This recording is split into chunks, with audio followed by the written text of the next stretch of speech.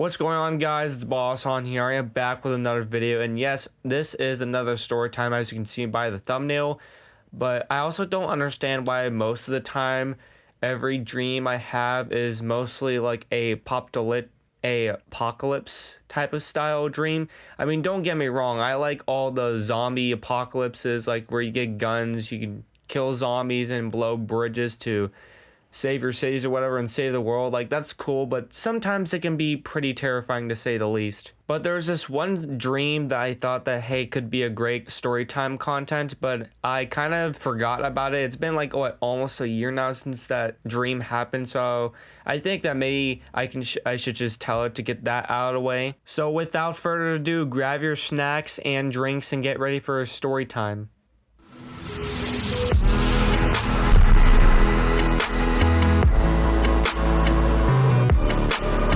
So like I said in the beginning of the video, this dream happened about 1 year ago, and something interesting of where this dream first of all took place was it actually took place at the San Diego Zoo. I don't know why my mind thought about that for a type of location this zombie apocalypse would take place, but you know, I guess sometimes dreams are typically in locations that you kind of remember. However, apparently we were going to the San Diego Zoos because we were on a field trip at a school, and so our school had a fundraiser and say like, hey, if we get this amount of money, we can go on this epic field trip. And of course, we were all hyped to go to a zoo because, hey, it's a break from math, social studies, and history altogether. And so we go to the zoo, and it's fun, it's fantastic. We all get in line and wait for that long ass line that we have to get to just so we can see some animals and get some snacks, drinks, and just watch the animals. My personal favorite are snakes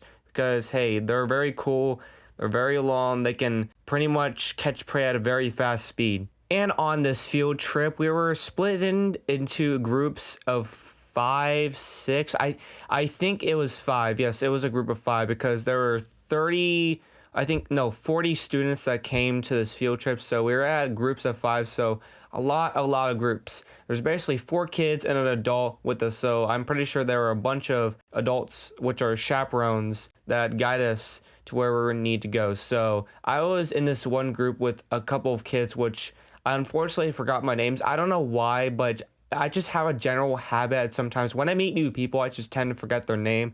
I know you're supposed to know their name every single day, like when you meet them, but like sometimes I forget people's names. I mean, like, look, you're in a class, you go to school, right? And you're with like other students, like 30 students. Like, how are you supposed to remember everyone's name? Time to time, you're gonna need to say, hey, do you know what your name is? So all of us get into groups of 5. We start heading out and looking at other animals. Of course, I want to look at the snakes and other reptile lizards because, I don't know, I just like looking at snakes. They're one of my favorite pets of all time.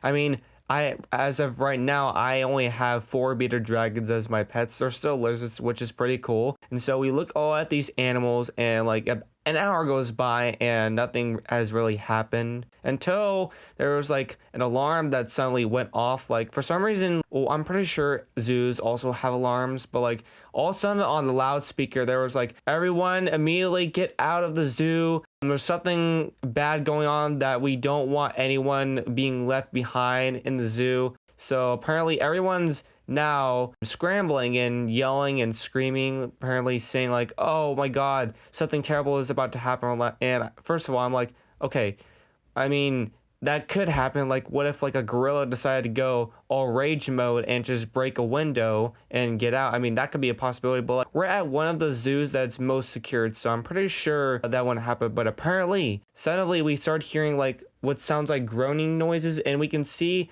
what looks to be animals that are running down, like, you know how in San Diego there's like these big pathways that can leave, like these roads that lead to other sections. Basically, we're on top of a hill, right? And we see these zombified animals and humans walking and running towards us. And we're like, I'm pretty sure zombies are not supposed to exist. And so we just start running to the opposite direction that the zombies were going. And when I mean by we're going the opposite direction of the zombies were going, we're not running towards them, we're running away from them. I mean, like, why would you want to run towards them? That's literally a death trap that you're setting up for yourself. So we start running the opposite direction of the zombies, and we suddenly see this giant bus that's picking up people and what looks to be like full of people that is probably not going to be able to fit all of us, which means that if we're to then go on this bus, then one of us has to be left behind. And so the adult runs and looks at the driver and is like, hey, do you mind if you can lift us up so we can get out of here? And the bus driver looks at the crowd of people inside the bus and looks back at us. It's like, no can do, partner. We gotta go. There's too many people in here. And he drives off. And I'm like, God dang it. Well, what we're supposed to do now that we are all by ourselves and there's no way that we can escape here, like what we're supposed to do now, like live here? I do not want to live in an infestive area to the point where maybe one day we'll turn into zombies. That's not like something I want that to happen. But suddenly our chaperone stands up and is like, hey guys, listen, I know this is a very tough time in here, but I think we can all survive this as if we just all work together and we don't freak out. And so obviously that is something we should do, but I mean, we are in a little zombie apocalypse where everyone in the world is dying and there's basically no help for us to escape this country. I mean, not country, but like city that we are in San Diego. Oh my gosh. But like, for some reason, our chaperone has an idea of how maybe we can escape. And he's like, hey, maybe we can find like a passage or like maybe a set of ladders that we can climb over some walls and maybe find like a shelter for a while. And so we're like, I mean, I guess that could be a good idea. And he's like, and the chaperone's like, great, then follow me so we don't get eaten alive by zombies. And we hear the zombies groans get louder and louder because they're trying to eat us and they kind of scent where we are. So we just follow the chaperone. And so follow the chaperone, we see a set of stairs that lead up to the top of this giant wall, because in some areas of the zoo there were these giant walls, and on top of the giant walls were, you know how in Minecraft there's like, well actually no, you know how like when you're on a top of a very tall height and there's like these things that guard so like you can't fall, basically like it's basically a warning to make sure, hey, don't go over this giant platform because you might die if you fall. Basically, it's safe if you're not stupid enough to like fall over. And so we climb this set of ladders and we're on top of what looks to be like a giant pathways because we're on top of this giant wall. Now, this might sound confusing of how I'm wording this about like this giant wall. Like you're telling me this giant wall has a bunch of pathways that lead to others. No, I'm talking about like this giant wall gate that goes around this whole entire zoo. That's what I mean by, oh, this giant wall has like pathways. So it's like acting as like it's a bridge. Basically, we just walk around all these walls and try to find like a door or something, and we suddenly see like this house or some sort, and we open the door and we see like a set of stairs. And so we walk down the set of stairs and we see what it looks to be like the front of the zoo, like the part of the zoo where we just entered from. And so then the chaperone's like, oh my gosh, that might be the way out. So he's like, everyone, let's start running towards it. So we start running, and as we run towards like this, what it looks to be like the front of the zoo, which is like this giant gate, we'll like hear someone say, shut the gate. And so like this gate now starts like going down and starts to like close off. And so now all of us are now confirmed like, hey, this might be our only way to get out. And so we run. And then someone's like, wait, no, don't close the gate. There's someone over there. They see us. And so we then slide through the door like this is a James Bond movie of how like, oh, we're sliding under this gate. And so then the gate closes and then all the zombies try to get through the gate. But of course, they can't break through the gate because it's like metal and stuff. And so then they activate like this electric field to where the zombies are then paralyzed. So then they can't do anything.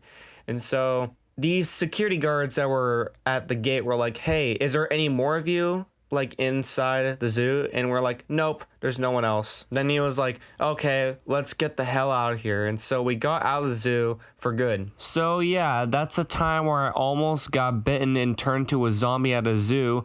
What a very weird and strange place to have a zombie apocalypse started anyways. I'm pretty sure there's no moral of the story. I guess there can be one, which is that if you're ever going to be in a zombie apocalypse, just make smart decisions. Like if you do some little mistake, it can probably be a big mistake, which will probably have everyone killed and turned to zombies. So just be smart and don't make any dumb mistakes. Other than that, I hope you guys enjoy this story time. I'm not sure how long it's been since I made a dream story time, but if it has been a while, I hope you guys enjoy this story. I'm not sure if I suck at this Borderlands gameplay, but I'm doing the best I can. But not only that, I would also appreciate it if you guys can press the like button on this video. And you know what? If you don't press the like button on this video, then your nearby KFC will disappear like how mine did when back then I had a KFC and Taco Bell combined with each other suddenly went out of business. And the reason why I'm saying this is because I had KFC for lunch and dinner. So yeah, that's literally the whole entire thing about, oh, what is today to press the like button for. But yeah, I'll see you guys in the next story time or in another video on this channel. I'll see you guys later. Peace. Oh, by the way, if you're interested in my content or whatever, then you should probably subscribe because my content's pretty interesting, not gonna lie.